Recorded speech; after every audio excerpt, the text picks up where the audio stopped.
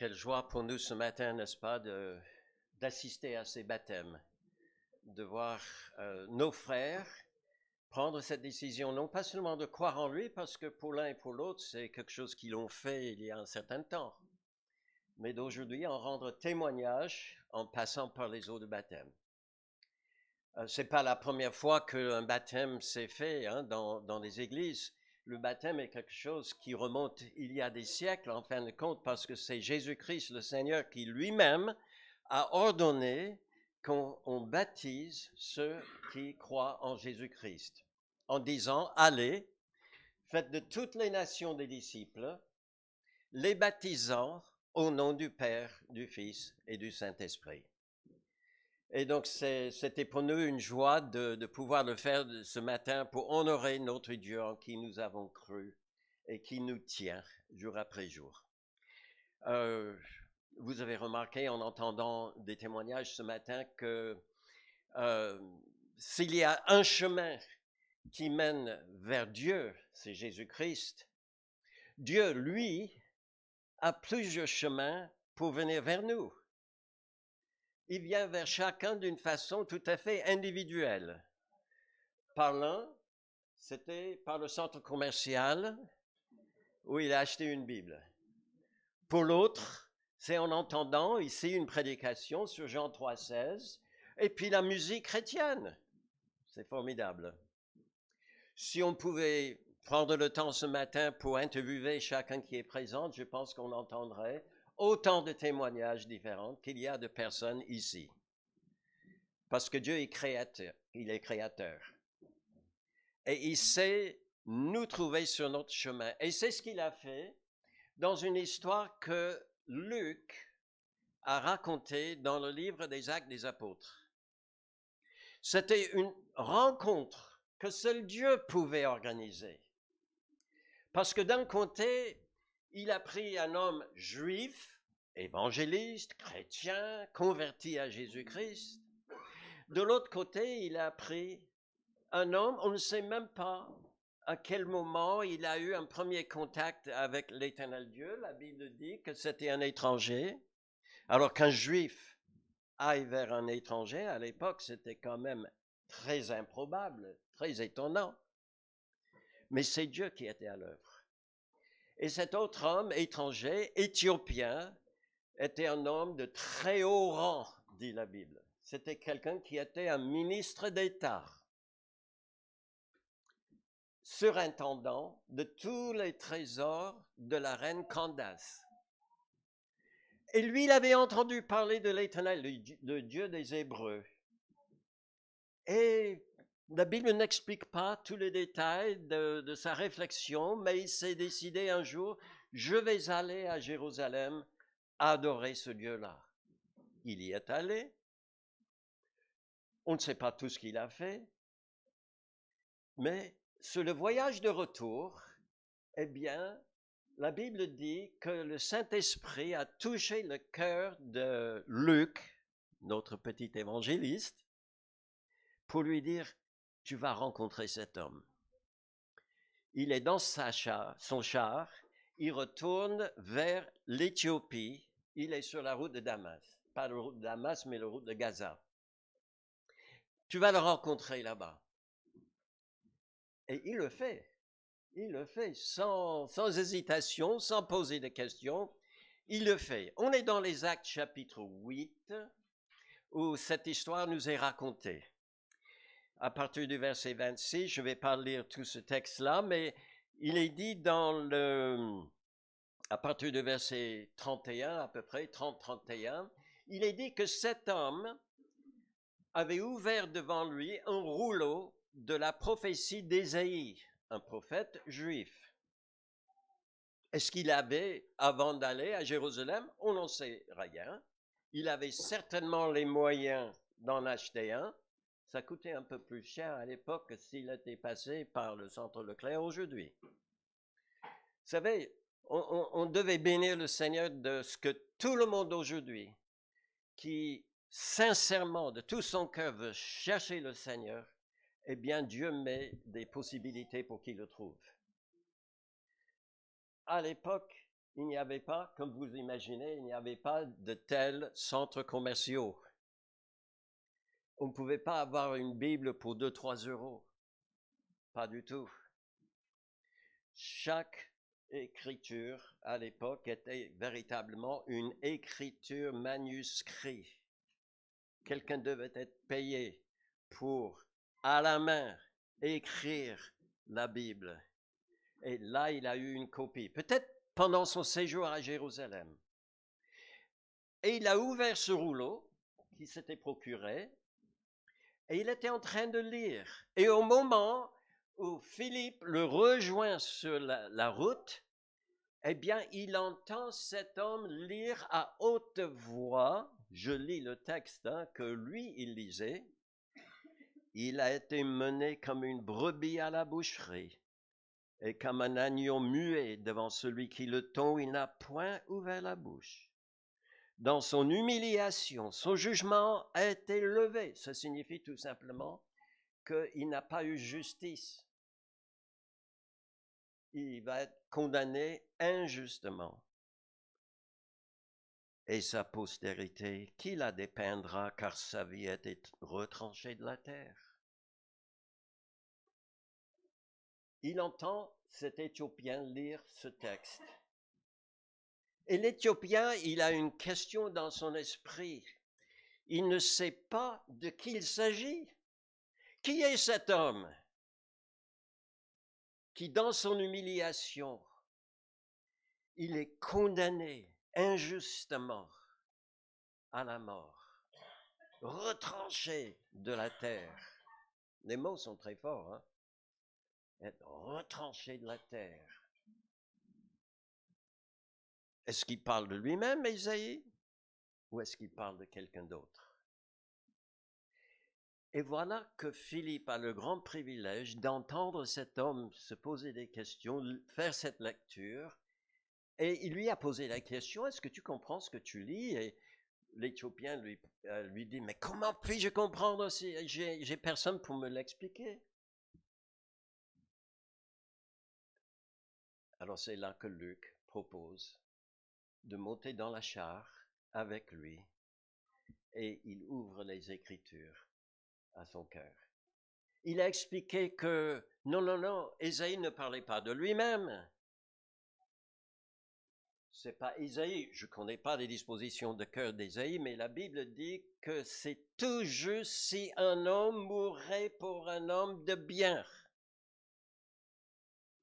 Mais d'imaginer qu'un homme mourrait à la place des coupables, c'est quelque chose de vraiment inattendu, inexplicable.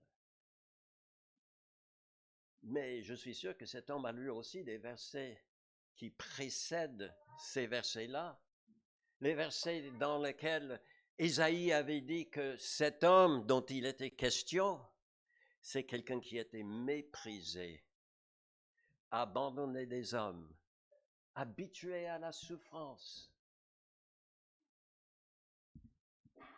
On allait même jusqu'à dire, quand il était sur la croix, que c'est Dieu même qui le frappait. Ou dans l'esprit des personnes qui disaient ça, c'était une façon de dire, cet homme qui est sur la croix, il a sûrement commis un grave péché, un très grand péché. Parce que Dieu le frappe de cette façon-là et qu'il meurt sur une croix, ça a dû être grave. Probablement, il a blasphémé ou quelque chose de ce genre. Mais c'est là où Ésaïe continue en disant, non, il a été blessé pour nos péchés, brisé pour nos iniquités. Le châtiment qui nous donne la paix est tombé sur lui. Les personnes qui disaient, ah ouais, il est frappé de Dieu, regarde, c'est évident, n'imaginaient pas à quel point ce qu'il disait était vrai. Mais Jésus-Christ n'est pas mort pour les fautes que lui-même avait commises. Il est mort pour mes péchés. Il est mort pour les péchés d'Éric. Il est mort pour les péchés de Fabien. Il est mort pour nos péchés. Et Ésaïe dit, vous savez, quand il va faire ça, il va pas se défendre.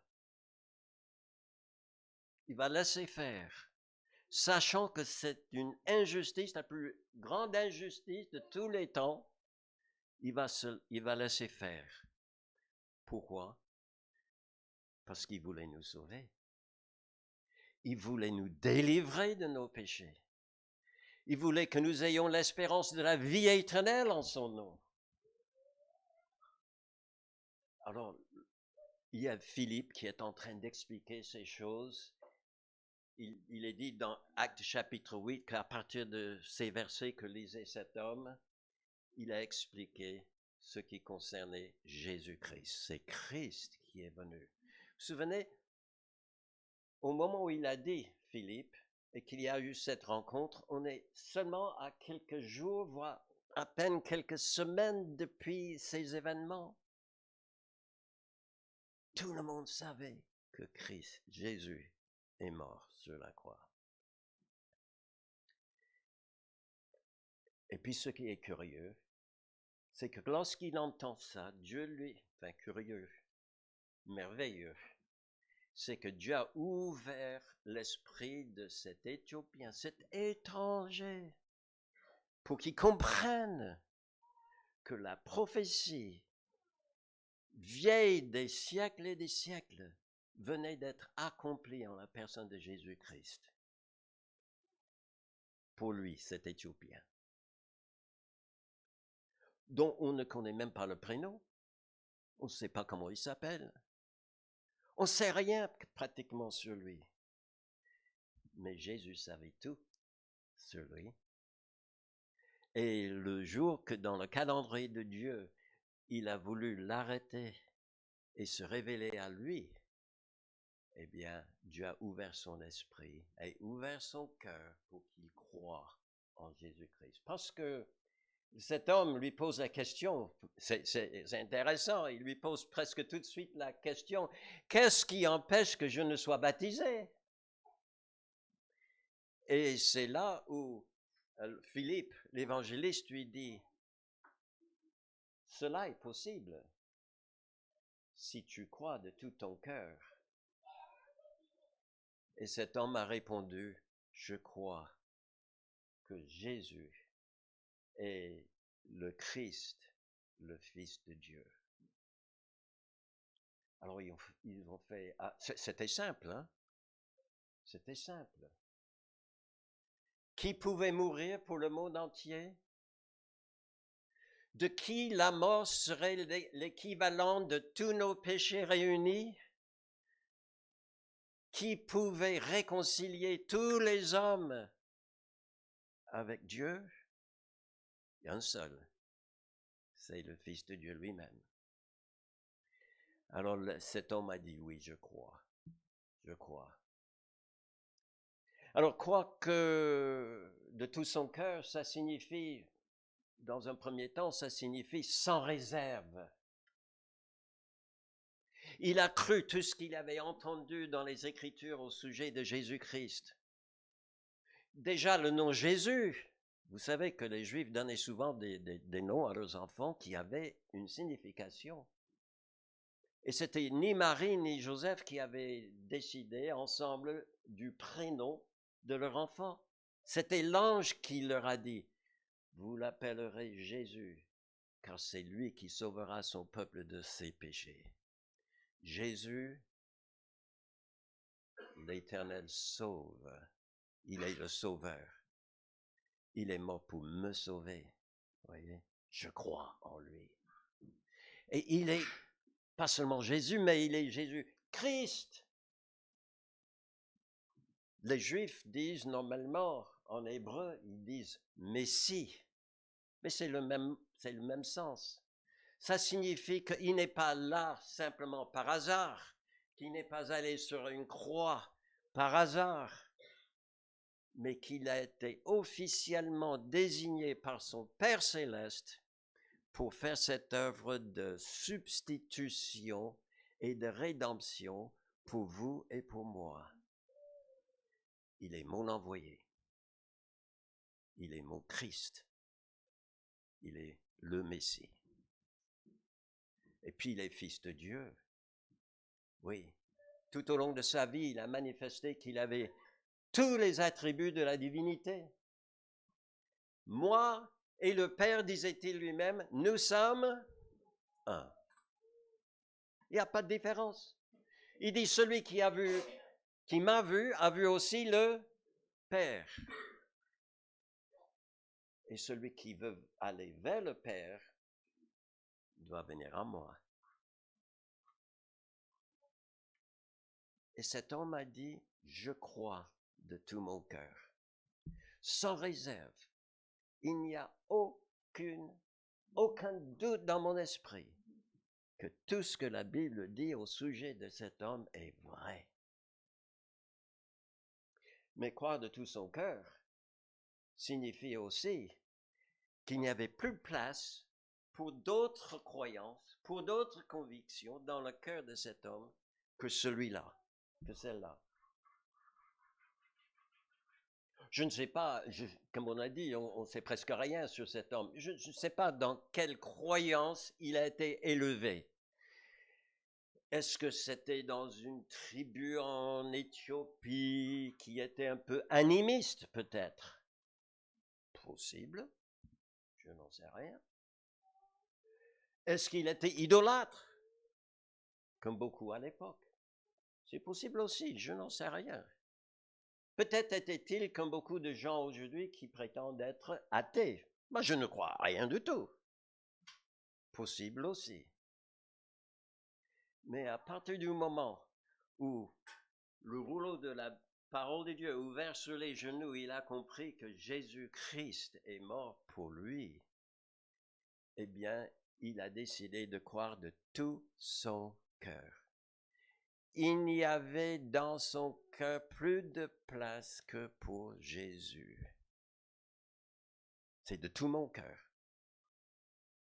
Je ne réserve pas un petit coin au cas où ça ne marcherait pas.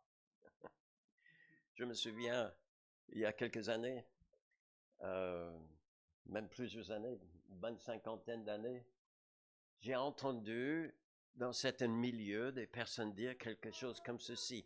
Si vous êtes déçus de votre religion à vous, essayez Jésus-Christ. On n'essaye pas Jésus-Christ. On ne le met pas à essai, juste pour voir, tout en gardant le cœur, un coin dans notre cœur pour d'autres choses au cas où. Ce n'était pas l'expérience de cet homme-là.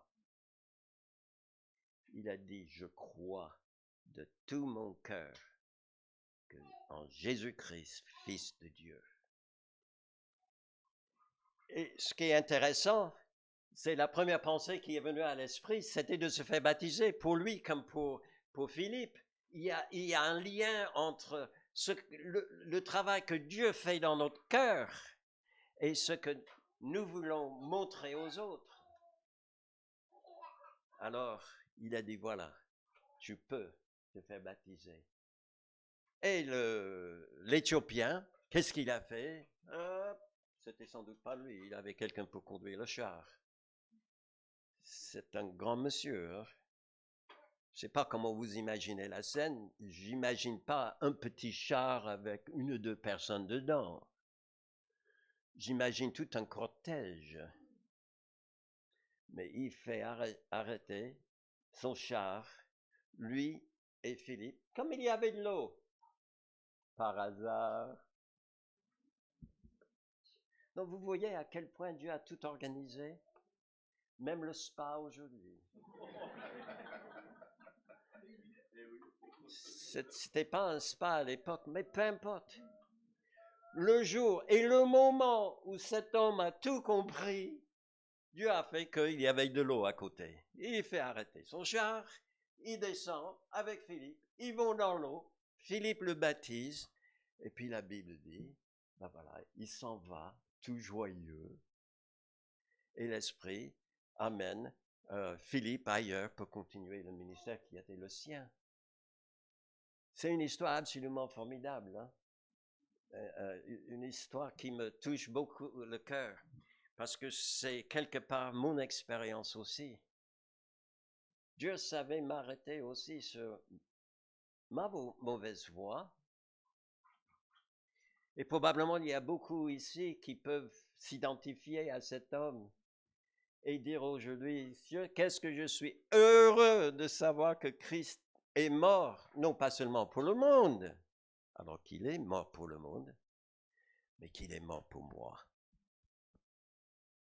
Et qui peut dire, je mets ma foi sans réserve, sans doute, en lui et en lui seul.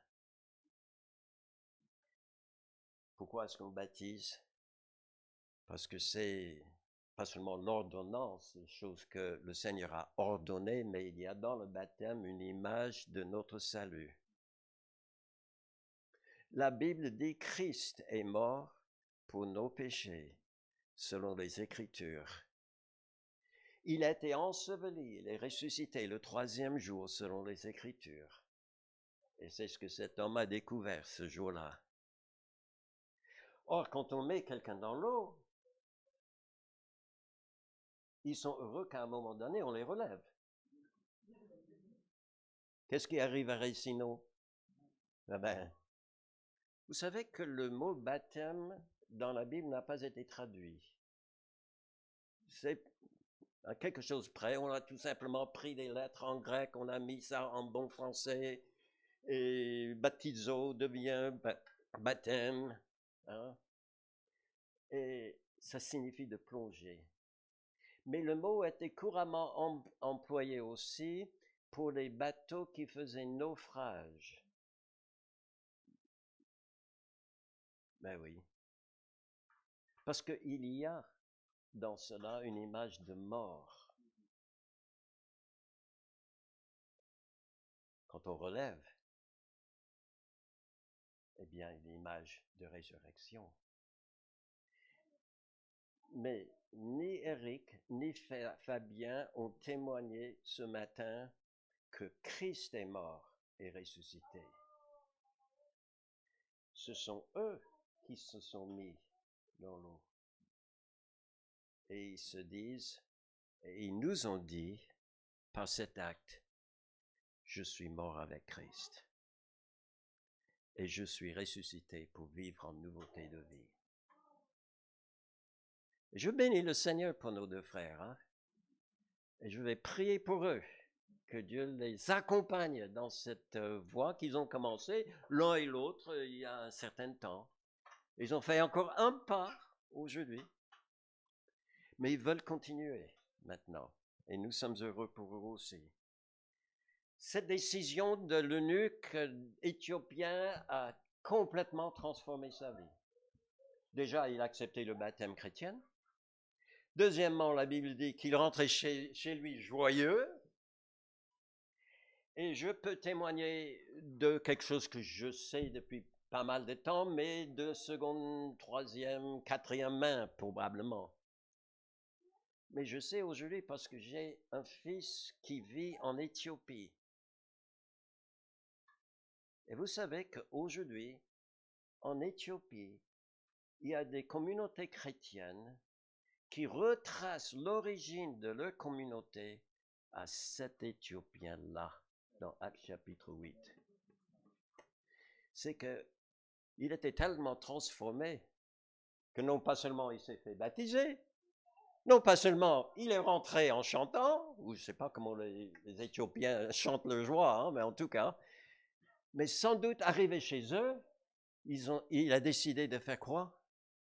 D'en parler aux autres. Vous savez que lorsque vous êtes rempli de joie, vous ne pouvez pas la garder pour vous-même. Hein? Ça va se savoir.